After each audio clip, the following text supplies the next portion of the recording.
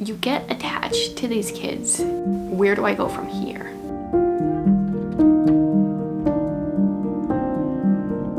Hey guys, today I wanted to do a little, I guess, follow-up.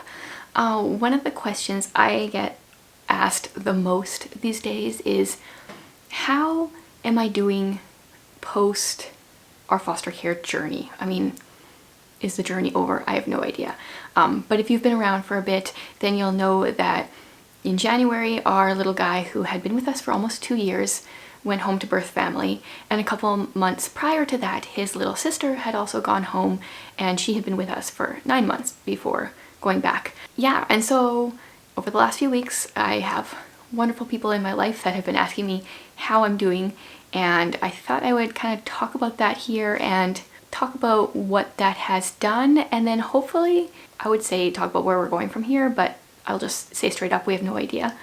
And just hopefully this will help people maybe that are thinking about starting this foster care journey, or are in this phase right now, or have gone through this before. It's surprising how many people have commented on my last few foster care videos and talked about how that situation is like their situation where they're at kind of thing, and or something they've gone through. And it's unfortunate, but it does help knowing that there are other people that have gone through similar things. It makes that burden easier, knowing you're not the only one that has gone through it. So yes, we are 2 months out now from R2-D2 leaving us, which means that we are 4 months from BB-8 being with us. Wow, I didn't do that math, and it's crazy that it's been so long because it doesn't really feel that long.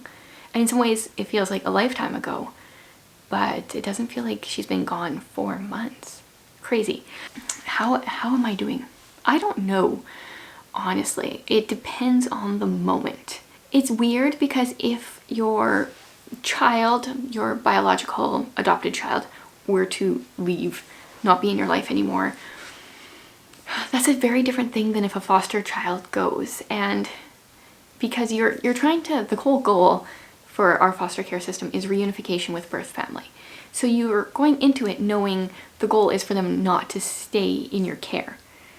But you get attached to these kids, even the ones that we've just had for a short amount of time. You get attached to them, and you kind of can't help but want them to stay with you. Especially when you see like the effects of trauma and stuff from previous either incidences with birth family or removals and that kind of thing. So it's a very weird thing to go into parenting, foster parenting, thinking that these kids are not, the goal is not for them to stay in your home. And I've found that it has been more or less difficult in the journey depending what mental standpoint I take. So when I'm like, okay, they're here for good, and I just have that mentality and I feel like life is more stable, maybe birth family's out of the picture for the moment or something, it always seems easier. But as soon as there's that like, okay, birth family's back in the picture, they might be going sometime, that's when I struggle. And I mean, like, that's what I signed up for, so it shouldn't be a surprise, but it is. When we were going through the last few months of R2 and BB-8, kind of like going back and forth a lot, that was a lot harder. I was just at the point where I was like, I would rather either they stay with us or they go. I want to be done this back and forth. That is so emotionally draining for me, for them, for everyone involved. But it was helpful at the same time. Like, I see the benefits. So I feel like I try to look on the positive side of the situation that we're in. We know that BB-8 and R2 are well taken care of right now. They are loved. I have a little bit of interaction with birth family. That's really nice. So I'm trying to focus on the positive because we know that. Then I'm trying to think about, okay, well, now I have this extra time. When you don't have a 1-year-old and a 3-year-old, you have more time in your day. And so I'm trying to like think of the positive, the things I can do now while they're not here, kind of thing, that I couldn't do while they were here, or at least not as well. So I'm trying to think of the positive, but at the same time, there are some times where it just like hits me, like how much I miss them. And personally, I find church to be the hardest because, I don't know, I feel more aware that they're not around when I'm at church, because maybe because I was always so busy trying to keep them entertained and stuff during the service. But I find that to be like the one time that I find the hardest. So we have had 5 kids come through our home, foster children come and go. And I look at people that have fostered for years. Our process, or the time we had been fostering was just under 2.5 years. I don't understand how people can continually foster. Like, when people say they don't want to foster because their hearts would get broken, I struggle with that too, because it's like, well, yes, your heart will be broken, but you can help a kid in the time. And I still agree with my standpoint there, but I'm also in like the moment where my heart is broken, and where do I go from here? And that is the question that we are asking a lot these days, is like, do we foster? Do we not? Do we wait to see if they end up in care? Just because statistically that does happen a lot. And I really struggle with the idea of them going back in care and not coming to our house, because they still feel like my kids even though they aren't. Like, I don't know, it's a weird world, really. Definitely, even though our adoption process with Ephraim was forever long, it felt like elephant pregnancy plus some, it was so much easier because once we had him, even though we still had tons of paperwork to do, it was like we were done. We knew this was our family. And with foster care, something can always change, and that's definitely hard. In some ways, I hope our foster care journey inspires other people to foster, because there's so much need. Like I had mentioned in one of my recent updates, they had phoned us about an 8-year-old, taking in an 8-year-old because they're so desperate, and our age range of acceptance is 0 to 4 years old.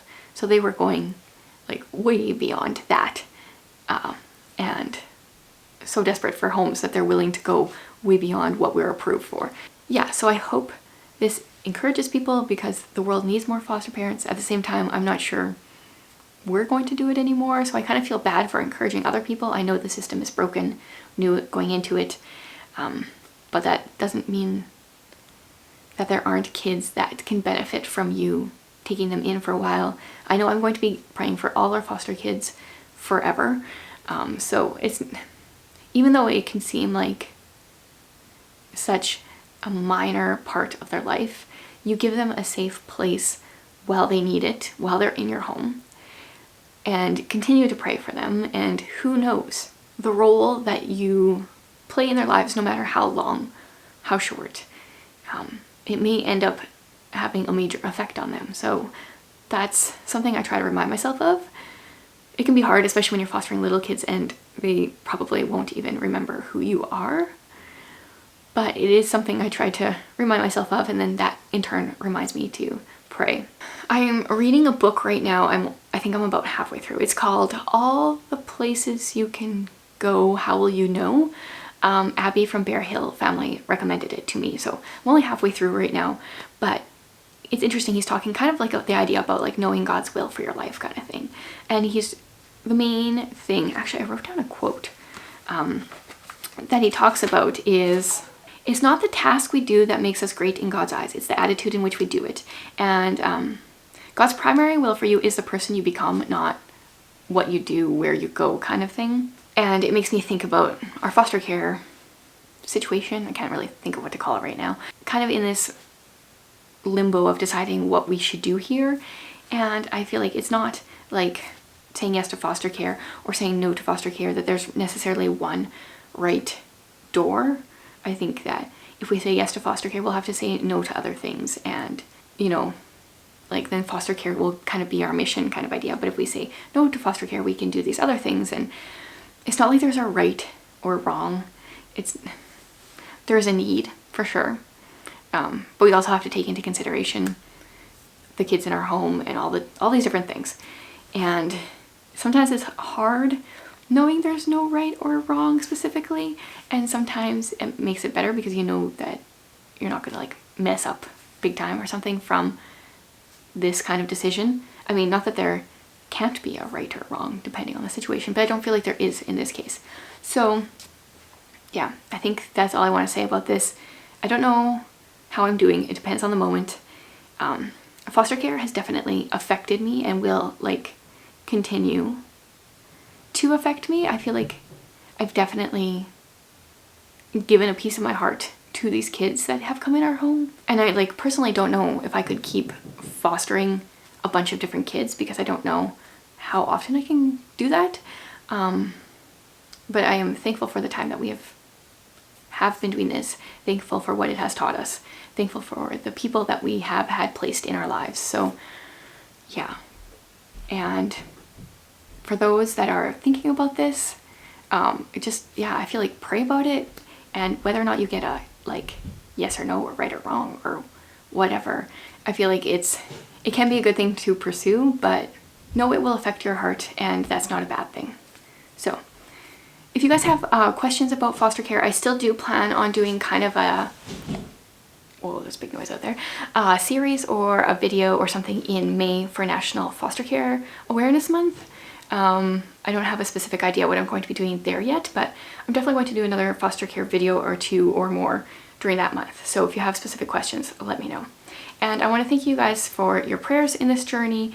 For all of you who have kind of gone through similar journeys, especially if you've been leaving comments, I've been praying for you guys, and I'm so thankful that you are serving in this way, and know that God will bless you for what you have done. So thanks for watching, guys.